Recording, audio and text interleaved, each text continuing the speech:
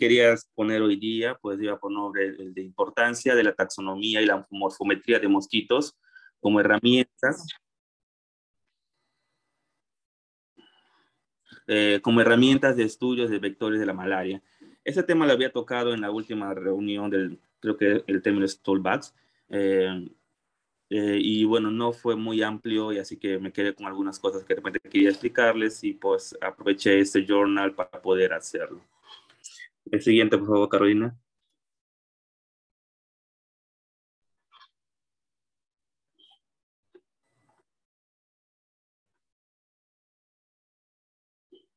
Bueno, para empezar quería explicar un poco qué es taxonomía para recorrer algunos términos. Bueno, la taxonomía es la ciencia que trata de los principios, métodos y fines de clasificación, generalmente científica, y se aplica en especial dentro de la biología para ordenar y jerarquizar y también sistematizar los grupos de animales y de vegetales.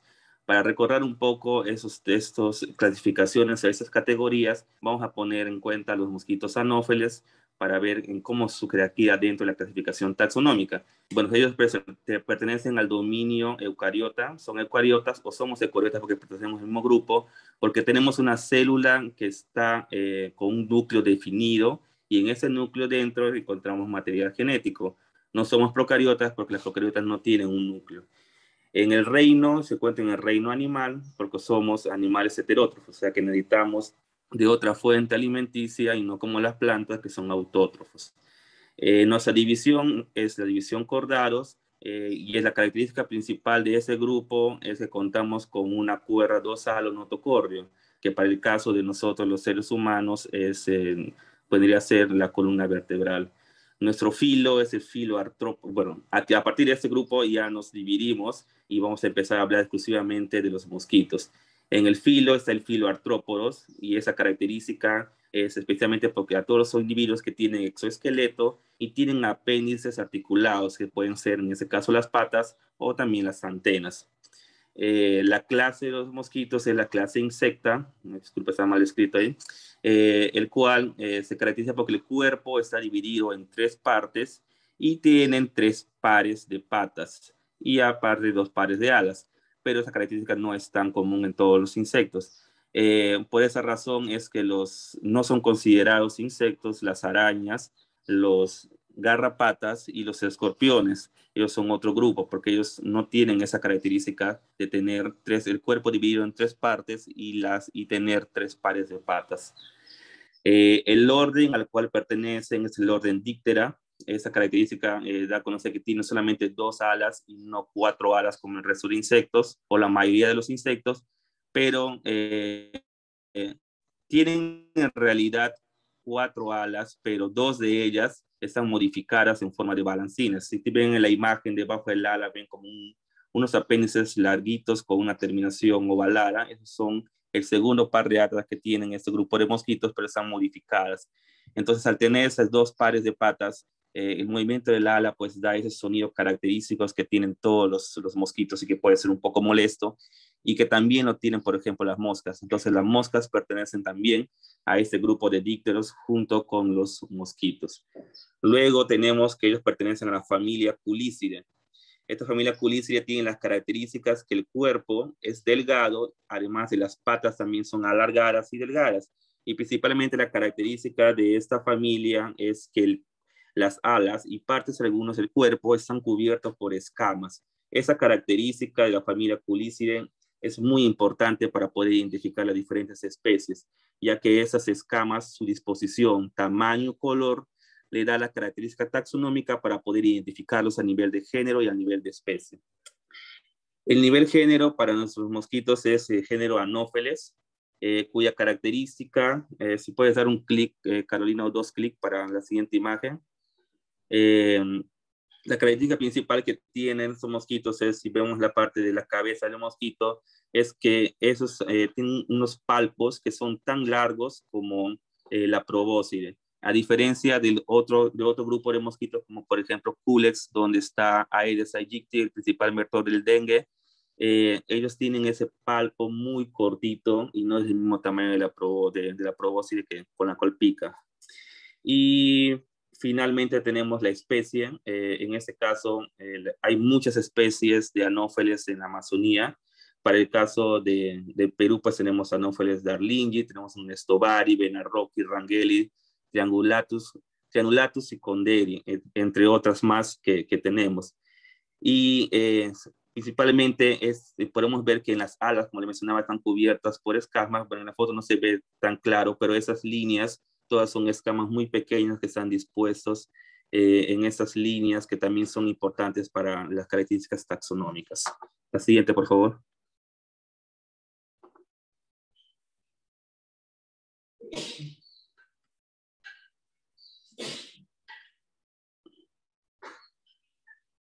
Ya lo Siguiente vemos. diapositiva. Ya lo vemos nosotros. Ok. Bueno, acá tenemos el término que quería acuñar, que es morfometría, que es el otro término que puesto en el título. La morfometría se centra en el estudio de la variación del tamaño y la forma de los organismos y de algunas estructuras.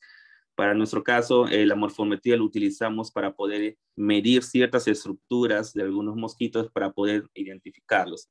Debajo tengo, por ejemplo, 3 mosquitos, los cuales si uno a simple vista los puedes ver, pues parecería que todos sean el mismo, que son muy parecidos o que son la misma especie, pero en realidad son 3 especies muy diferentes. Tenemos Anopheles nestovari, tenemos Anopheles oswaldoi y tenemos Anopheles benarroqui.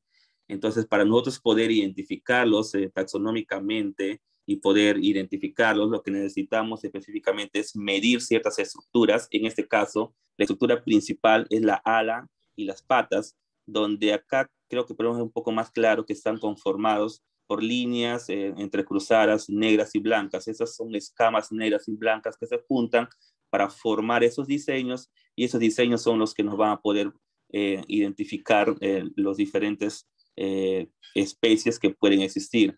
Al ser especies muy parecidas, es muy complicado poder identificarlos.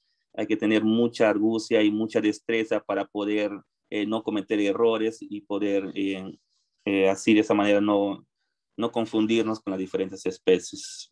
¿Puedes Marlon, pasar, por una favor, Carolina? consulta Sí, antes de que pases. dime. Podría decir que el color también sería una característica más o menos como para que tú digas o estimes si es la palabra qué especie es o no necesariamente. Sí, sí, justamente, por ejemplo, para Benarroki, la clave taxonómica dice que esas escamas que se ven de color blancas, por lo general son un tono más amarillentas, pero hoy en día hay un poco de discusión con respecto a términos un poco ambiguos. Por ejemplo, para mí, más amarillento puede ser más amarillento, pero para otra persona puede ser menos amarillento.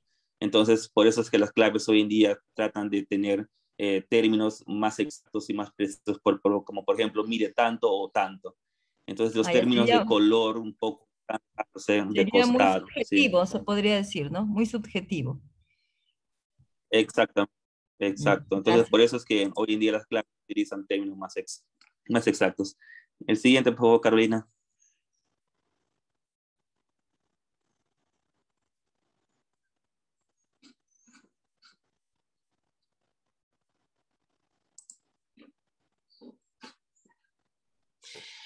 Bueno, justamente teniendo en cuenta eso, nosotros sacamos una publicación hace un par de años en el cual hicimos colectas en la comunidad de Lupuna y donde encontramos buena parte de Anopheles darlingi.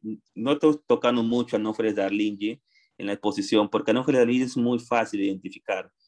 Más adelante le voy a explicar cuál es la característica principal de Anopheles darlingi y solamente lo tiene acá esa especie. Entonces es muy fácil identificarlo, pero tenemos otro grupo de muchas especies más que sí es muy complicado. Entonces, en esos 2 años de colecta hemos obtenido otras especies que no eran Darlingi. Entonces, hemos querido ver cuál es la situación de esas especies, que en muchos países son considerados vectores principales, pero para el caso de nuestro país, el caso de Perú y la Amazonía, ellos son considerados como vectores secundarios o accidentales. Los vectores secundarios son vectores que tienen importancia en la transmisión, pero no tanto como el vector principal. Y los vectores ocasionales son aquellos que en un momento aparecen, pueden ser vectores, se infectan, pero en otro momento definitivamente no pueden transmitir o no tienen la capacidad de transmitir o por diferentes razones no transmiten. Entonces hemos querido ver cuál es la situación de estos vectores secundarios o accidentales y hemos identificado más o menos unos 800 mosquitos que no eran Darling.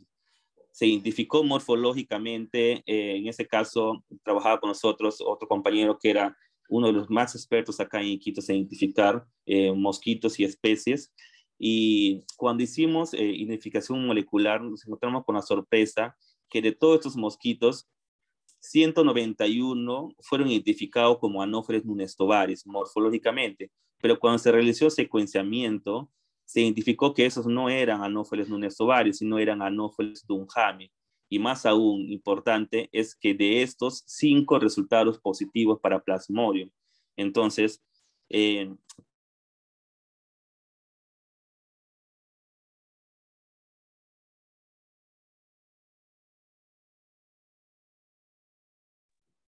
Marlon.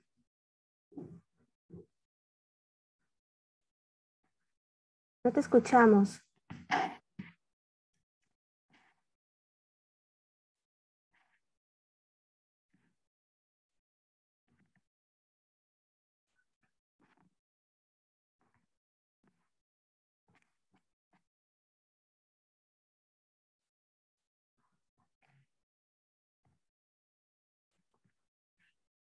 Marlon, se te apagó tu micrófono. ¿me escucharon? ¿Me escucharon lo anterior? Ahora sí, se quedó en los resultados, los 5 resultados positivos. Ok, entonces cuando encontramos los 5 mosquitos positivos, pues vimos que 191 de esos no fueron identificados correctamente y peor aún que fueron identificados con otro nombre.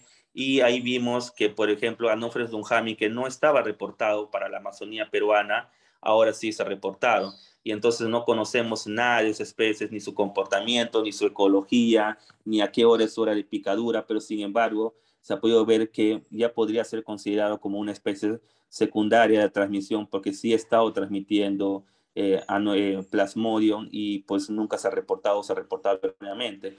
Entonces, de esos estudios, pues podemos sacar que la importancia que tiene la reidentificación taxonómica y el buen estudio morfológico de las especies para poder dar con las especies correctas y no equivocarnos. Por eso es que necesitamos hoy en día tener herramientas de taxonomía e identificación morfológicas más actuales y que sean propias de nuestro país. La siguiente, por favor. Disculpa, Marlon, Verónica y Freddy han Sí. levantado la mano. Ok. Verónica.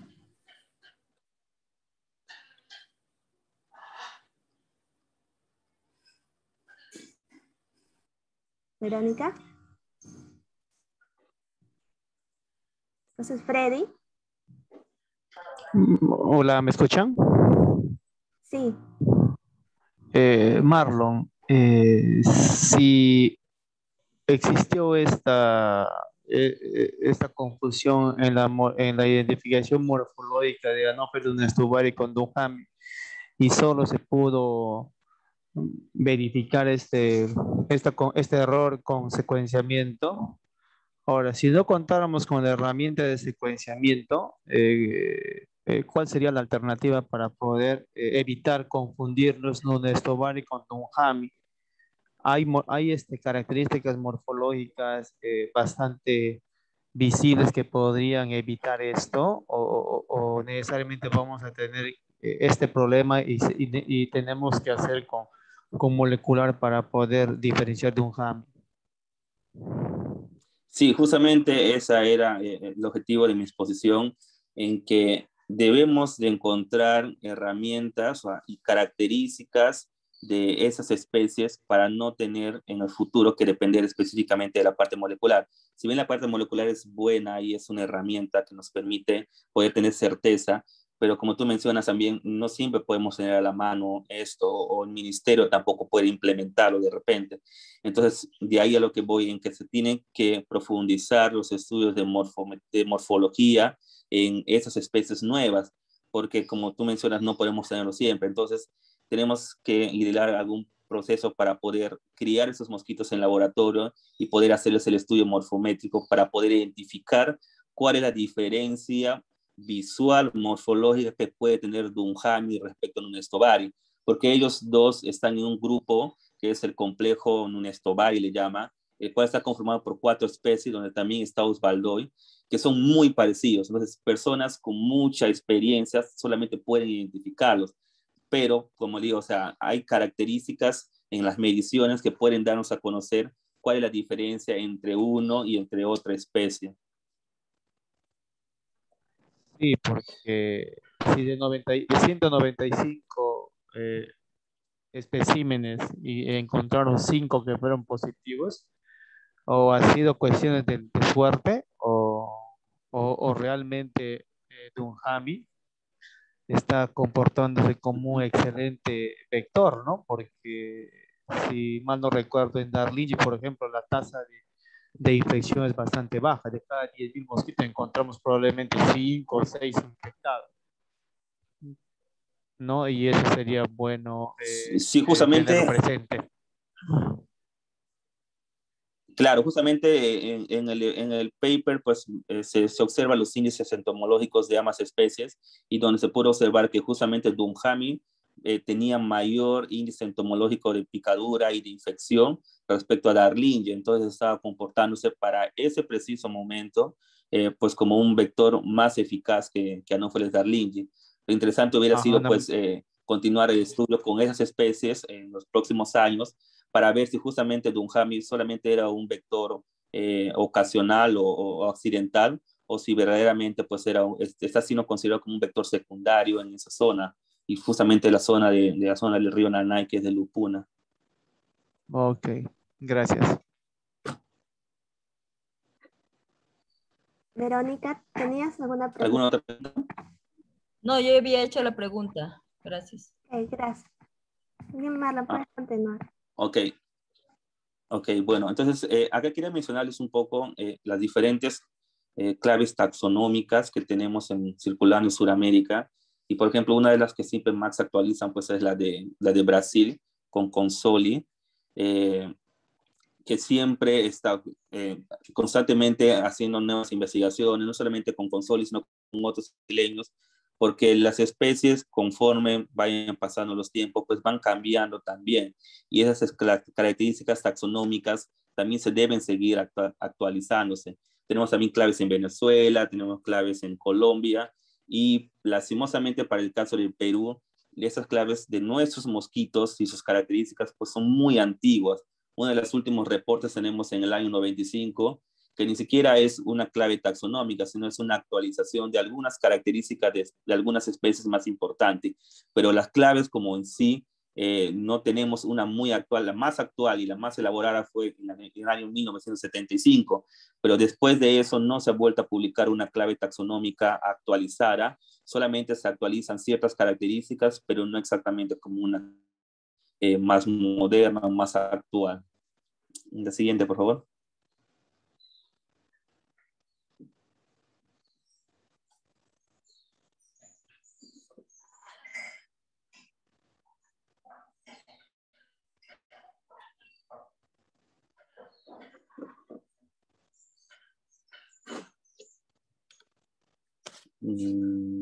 ¿Ya aparece? Ok.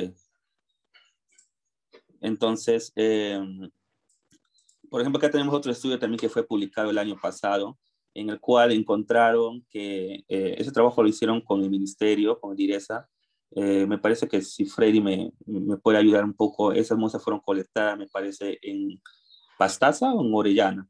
No recuerdo muy bien en qué lado, pero la cosa es que es una comunidad fronteriza entre Perú y Ecuador, y en el cual han encontrado que en ambos lugares había como un brote de mosquito, de casos de malaria, y quisieron investigar cada país por su lado, no había una relación aún todavía, pero cuando hubo esa colaboración se dieron cuenta que al momento de hacer las identificaciones moleculares, porque se enviaron a Estados Unidos muestras tanto del lado ecuatoriano como el lado peruano, pues encontraron que había una relación en la cual casi todas las especies que estaban en esa zona, pues eran Anopheles benarroki del tipo B, una especie muy específica que está relacionada también con la transmisión de la malaria en la zona de Madre de Dios, en los campamentos mineros.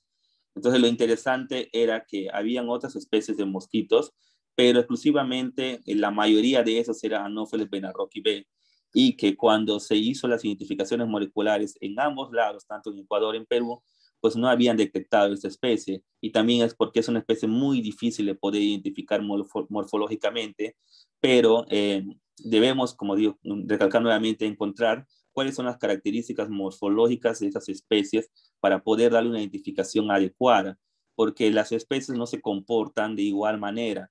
Hay algunas que pueden picar en determinadas horas, hay otras que pican a las personas en determinados lugares, hay mosquitos que ni siquiera se acercan a las comunidades, están confinadas solamente a la zona boscosa, hay otras que pican en las zonas de chacra. Entonces, por eso es importante identificar adecuadamente qué especies son las que están circulando, y para ello necesitamos pues de estas herramientas morfológicas que nos pueden ayudar. La siguiente, por favor.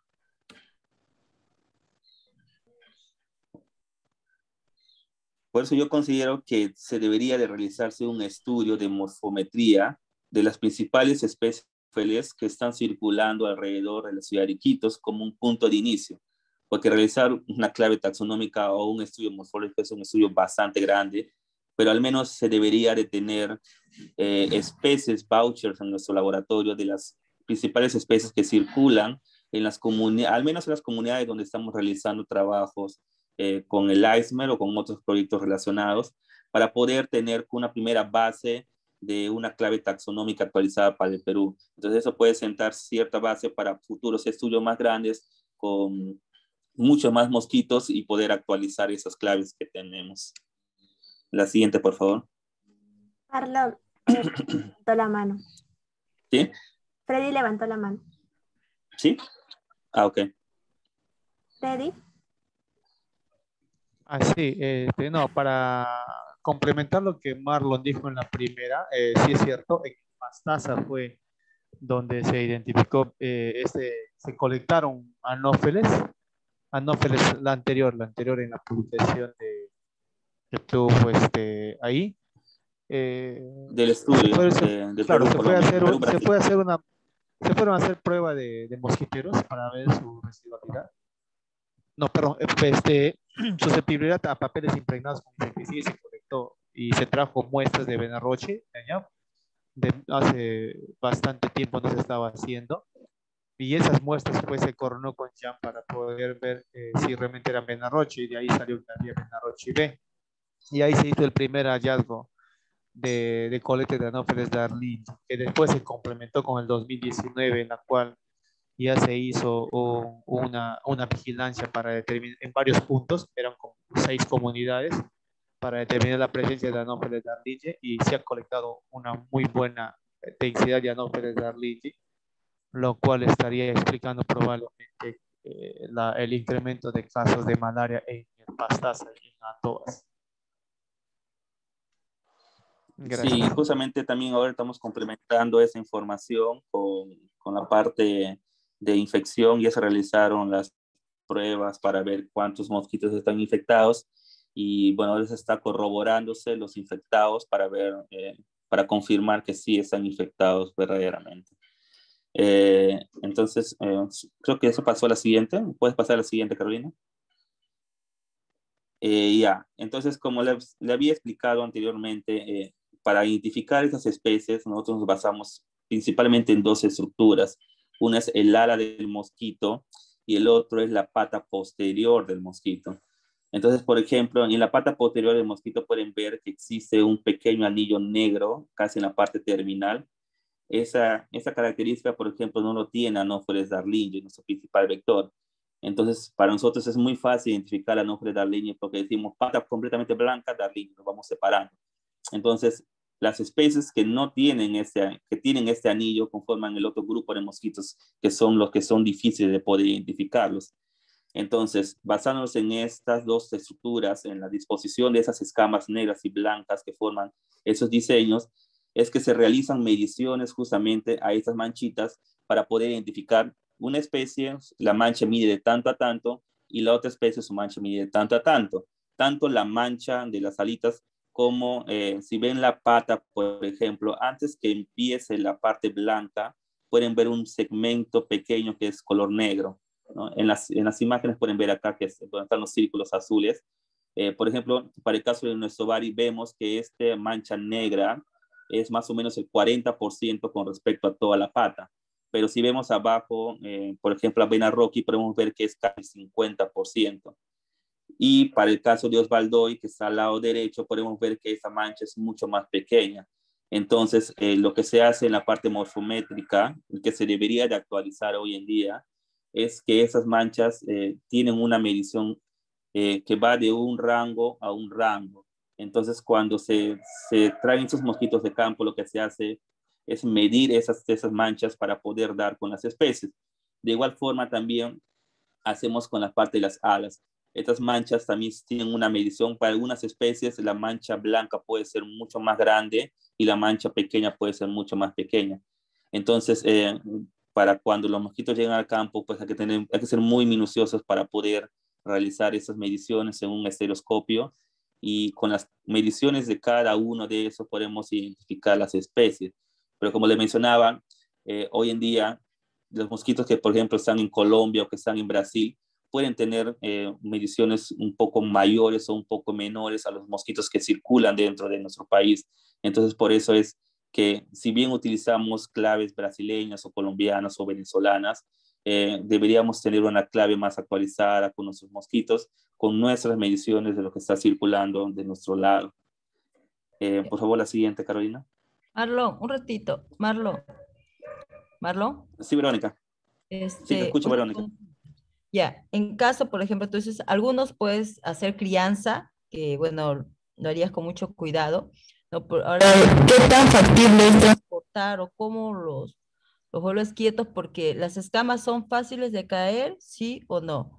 La otra pregunta es, si las escamas caen, ¿podrías tú diferenciar una forma de ver si es que hay vestigios o huellas de que en esa porción que tú vas a medir, de repente se caen algunas escamas, se ve de otro color, ¿no? Pero tú puedes detectar, no, si acá hubo escamas, pero mido hasta acá, ¿no? Porque de repente en el transporte o en el apareamiento se cayeron unas escamas, no sé. Se puede detectar eso, discriminar que sí hay vestigios, hay huellas de que han estado insertadas algunas escamas o no, porque eso también es algo importante, ¿no? O sea, traer de campo un mosquito y hacerle ahí la taxonomía, entonces me parece también, pero en caso, bueno, no he experimentado esto, pero no sé si es que quedan vestigios de que hubo alguna vez puntos de la inserción de Ok, sí, escamas, no sé. justamente Sí, justamente, lastimosamente, las formas más comunes de colectar mosquitos involucra algo muy accidentado. O sea, el mosquito es aspirado con fuerza y va y choca una estructura. O sea, la forma más común de colectarlos, pues, es con sebo humano, en el cual tú tienes un aspirador y lo absorbes, y el mosquito es jalado y va a chocar en una película, pero en ese proceso, pues, pierde muchas estructuras, muchas escamas, y cuando vamos a campo, a veces los lugares específicos donde queremos identificarlos, pues nos damos cuenta que las escamas han caído. Sí, hay una forma en la cual tú puedes ver hasta dónde había inserción de escamas, pero aún así no es muy preciso. Pero felizmente también las claves taxonómicas te dan como un rango de tanto a tanto y de tanto a tanto. Entonces, eso también ayuda, porque a veces puede ser que una, dos escamas o tres escamas se hayan caído, pero tú puedes ver, sí, en el estereoscopio un poco dónde han estado insertadas, pero hay que tener también un buen ojo y un poco de argucia para poder tener estas identificaciones. En una diapositiva más adelante voy a explicar cómo es más o menos qué hacen para criar y poder tener especies de mosquitos sin que esas escamas se pierdan. ¿Ok? La siguiente, Carolina.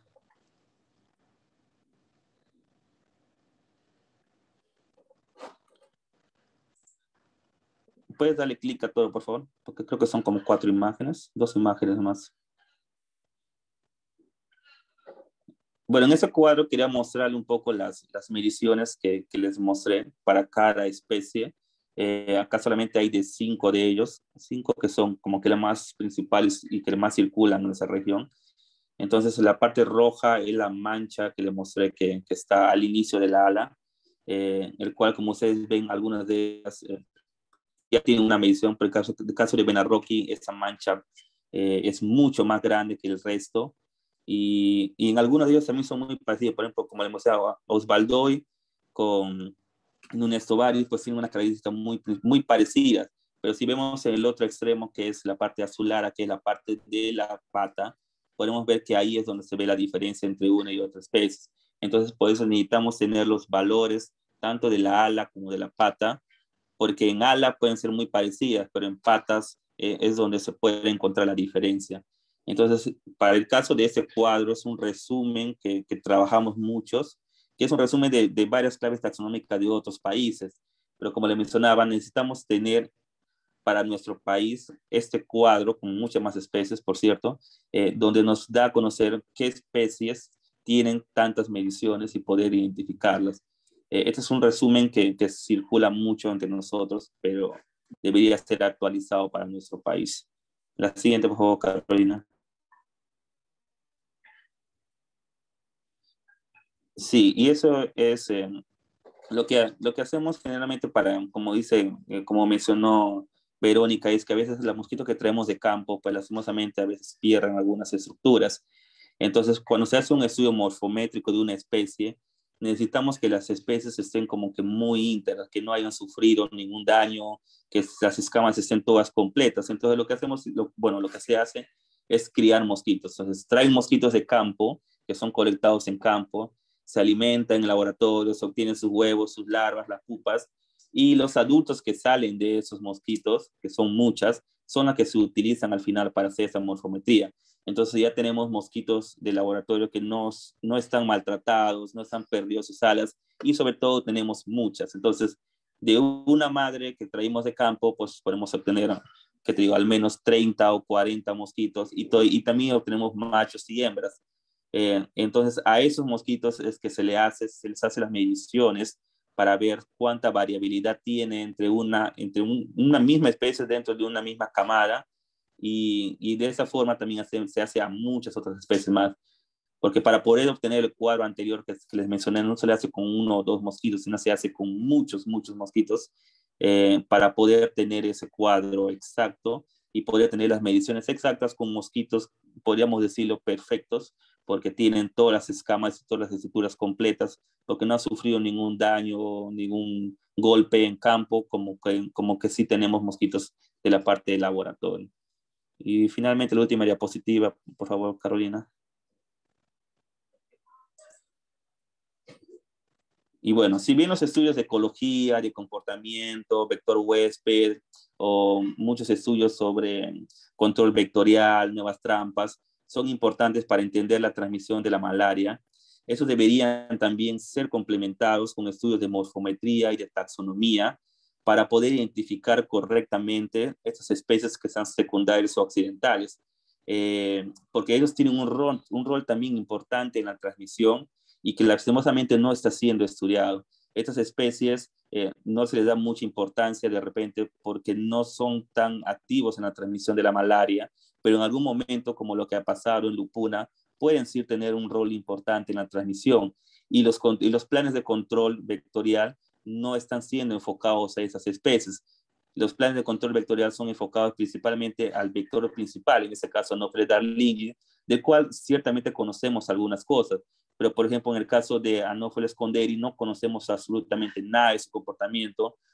Por ejemplo, si hacen rociamiento, no sabemos si para ellos ese rociamiento funciona, porque de repente el conderi no pica dentro de las casas, sino está picando en las zonas de las chacras, o en la zona cuando las personas se van a bañarse, cosas así. Entonces, como no conocemos el comportamiento, no estamos enfocando el tratamiento en esas especies, y por lo tanto esas especies están transmitiendo malaria sin que hagamos algo al respecto. Bueno, eso sería todo. Muchas gracias. Muchas gracias, Marlon, por tu presentación. Bueno, ¿alguien tiene alguna pregunta?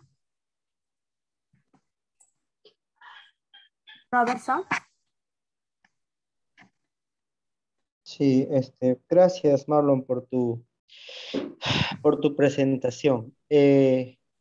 Hasta donde conozco o he visto esto de los estudios morfométricos, he visto o he escuchado mucho sobre la variante de subjetividad, la variable subjetividad que entran con los taxónomos cuando trabajan en base a tamaños, formas, colores, ¿no? Entonces, si bien es cierto, la subjetividad influencia mucho, creo, desde mi punto de vista, o lo que he escuchado también, en para clasificar a una especie o estudiarlo, ¿no? O caracterizarlo. Eh, Cuando mencionas que para poder integrar datos o características morfométricas de un mosquito, necesitabas muchos mosquitos. Cuando te refieres a muchos, ¿podrías dar un estimado de cuántos necesitas? Y creo que algo muy importante señalar también de esto de los estudios morfométricos es la aplicación de las técnicas moleculares, porque si bien es cierto, con la biología, con el PCR, por ejemplo, vas a disminuir o vas a eliminar un poco ese factor de subjetividad, ¿no? Si tú encuentras marcadores que sean específicos para genotipificar, por ejemplo, solo una especie, ¿sí? Pero para ver subespecies sí ya necesitarías ver algo más profundo, ¿no? Entonces, si bien es cierto, es el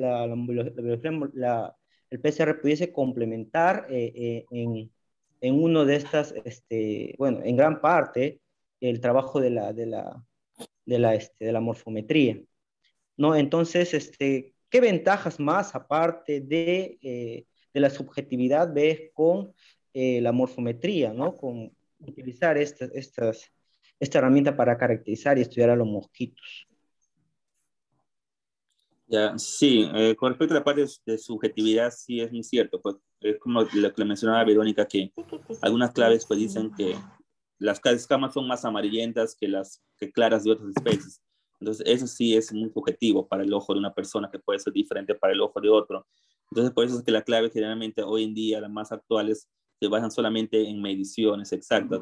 Pero también esas mediciones pueden ser también muy subjetivas, porque para algunas personas pueden decir que empieza la mancha negra desde ese punto, pero para otras personas no, empieza desde acá.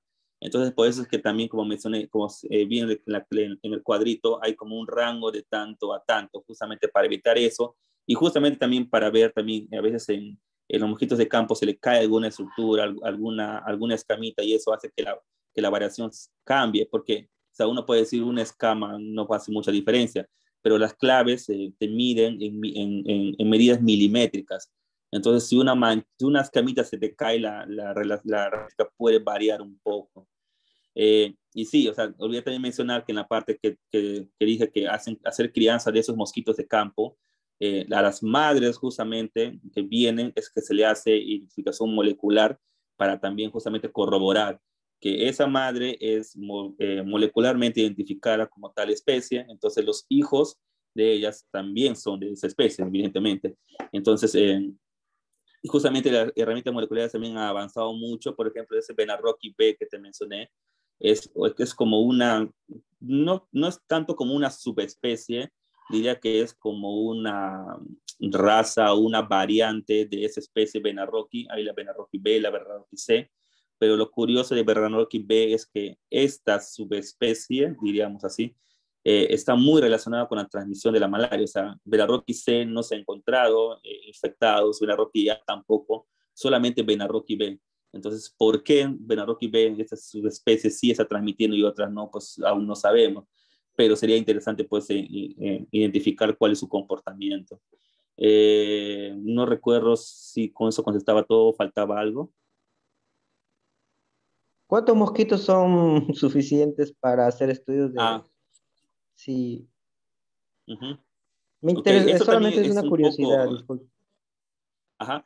Sí, pues, el detalle también es que generalmente, pues, por ejemplo, en el caso de Conderi, para esta colecta se colectaron pues 191 mosquitos.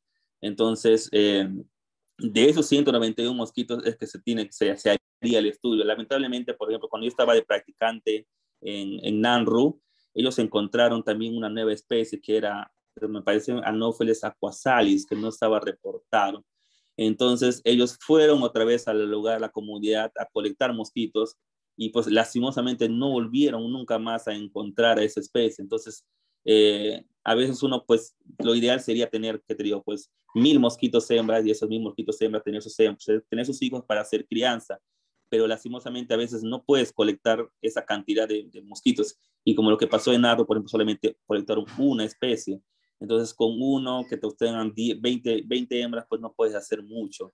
Entonces, pero lo ideal es obtener aproximadamente 1000 mosquitos de esa especie y de esa especie poder hacerle sus crías, sus hijos, y de ahí poder hacer los estudios morfométricos. Pero como digo, eso va a depender mucho también de la cantidad de mosquitos que uno colecte en campo para poder hacer la morfometría.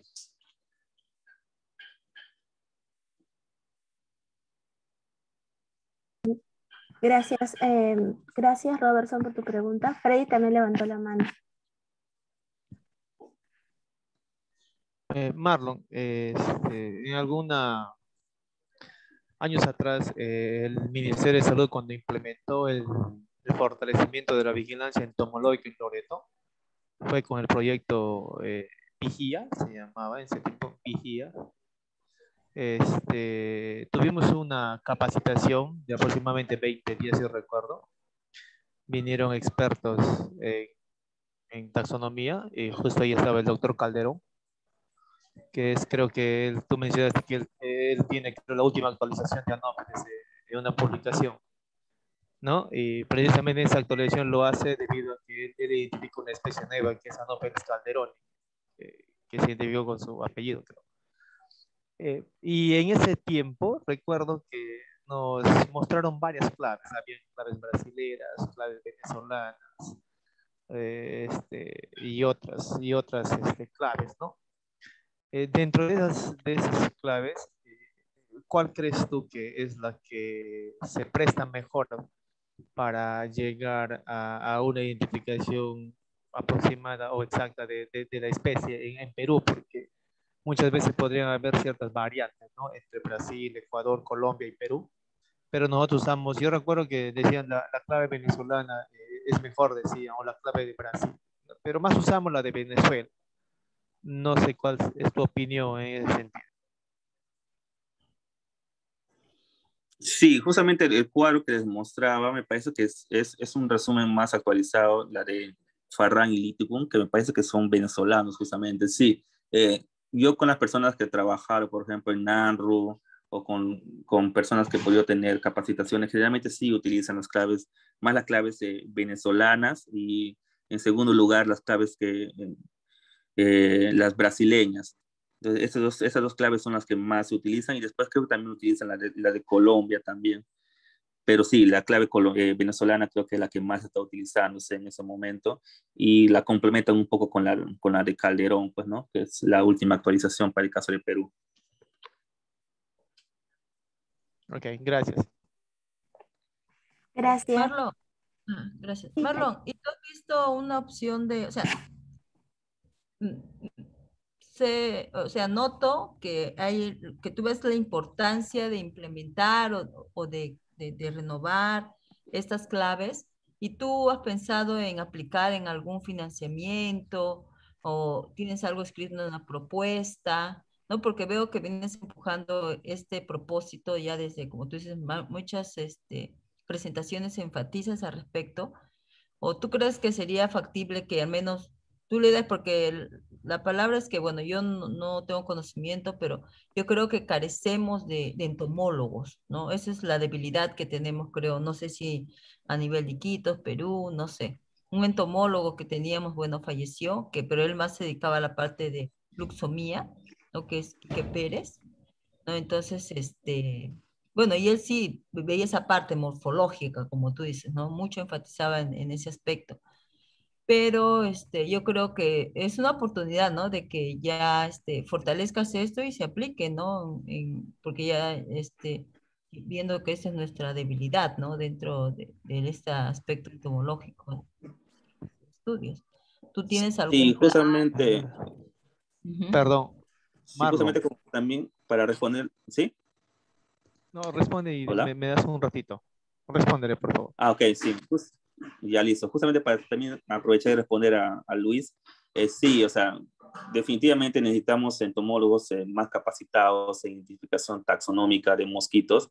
Por ejemplo, ese error que hubo en un estovari, que al final fue con Derry, o sea, no es reprochable, o sea, no es que la persona sea mala, era en ese momento, o creo que también sigue siendo una de las personas con más experiencia en identificación morfológica, pero lamentablemente como no tiene las herramientas para poder hacer una adecuada identificación, porque no hay una clave muy precisa, es que se cometió ese error. Ahora, ¿cuánto tiempo demora? Pues demora mucho tiempo, porque y tiene que ser una persona que se dedique exclusivamente a identificación taxonómica para que se esté actualizando continuamente. Entonces, por ejemplo, en Brasil, el grupo de la doctora Anaí Salum, que es una colaboradora nuestra en Brasil, ella tiene un museo sobre especies de mosquitos y ellos constantemente también están colectando muestras y actualizando sus claves taxonómicas constantemente. Entonces necesitamos también enfocarnos en esta área también de la taxonomía. Y bueno, sí, en un momento me gustaría poder aplicar algún financiamiento para poder hacer estudios pequeños de lugares precisos, por ejemplo, los mosquitos de Lupuna, los mosquitos de la zona del Mazán, qué mosquitos tenemos, qué características tienen esos mosquitos, cuáles son sus rangos de identificación y todo eso, pero a nivel todavía pequeño, porque, o sea, tener, al menos si queremos tener de Loreto solamente es un estudio demasiado grande, pero sí me gustaría al menos tener de lugares focalizados en donde realizamos estudios en el caso de nuestro laboratorio, pues, ¿no? Sí, me parece una buena idea. Marlon, pero mira, el MINSA, el Ministerio de la Tigresa Loreto, tiene prácticamente instalado un sistema de vigilancia entomológica, ¿no?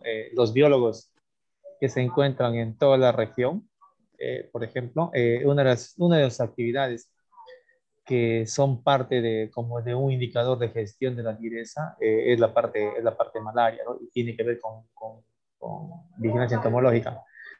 Hace 2 años atrás, antes de que se empiece a financiar por Malaria Cero, no se estaba haciendo la vigilancia entomológica como quisiéramos, ¿no? Pero desde el 2019 prácticamente, ¿no? Se ha implementado un sistema de vigilancia en puntos centinelas que en Loreto son como, creo que tenemos 16 puntos, en los cuales mensualmente se hacen colectas de anófelos, y sería realmente muy beneficioso e interesante utilizar ese sistema y esas muestras que se toman mes por mes para poder desarrollar cierto grado un trabajo de este tipo. Y eso fácilmente se podría enlazar con la tigresa para una colaboración, ¿no? Y ver cómo se puede hacer con estas muestras, cuál sería el procedimiento. Y hay un presupuesto inclusive que está asignado para cada año para que se haga esta vigilancia, ¿no? Y dentro de eso de allí, no sé si sería ideal sumar algo más para el tema de traer las muestras. E inclusive, hace poco hicimos traer muestras vivas del Tatén, ¿no? Se trajo Benarroche y se crió. No es de la misma forma, como hay biólogos que hacen colectas, se puede organizar básicamente el procedimiento de transporte y traerlos y hacer este tipo de estudios que yo creo que sería menos el costo para poder implementar.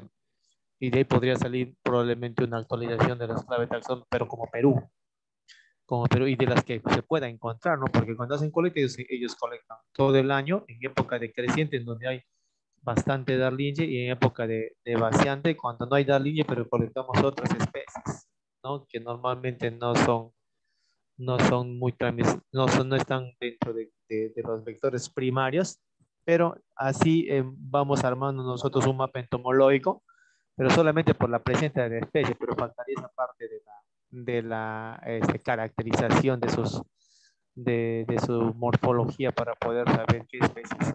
No sé si eso se puede ir madurando en algo para aterrizar. Claro, sería un piloto, Marlon. Ok, sí, claro. Así es. Podríamos ver qué tal nos va de esa forma y poder, pues, mejorarla de repente, pues, ¿no?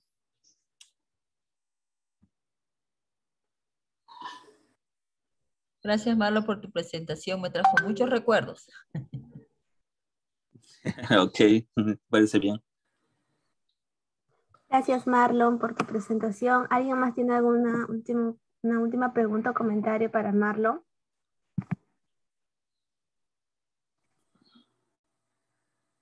Muy bien, Marlon. Muchas gracias. Fue una muy buena discusión. Y también les agradezco a todos por participar y tener paciencia con respecto a las conexiones. Les invito a todos la próxima semana que Estefano va a hacer su presentación del artículo que publicó en Cornell con el equipo de justamente también de temas de entomología. Así que los invito a que puedan también participar.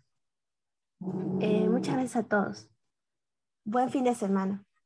Muchas gracias, Marlon. Nos vemos, gracias.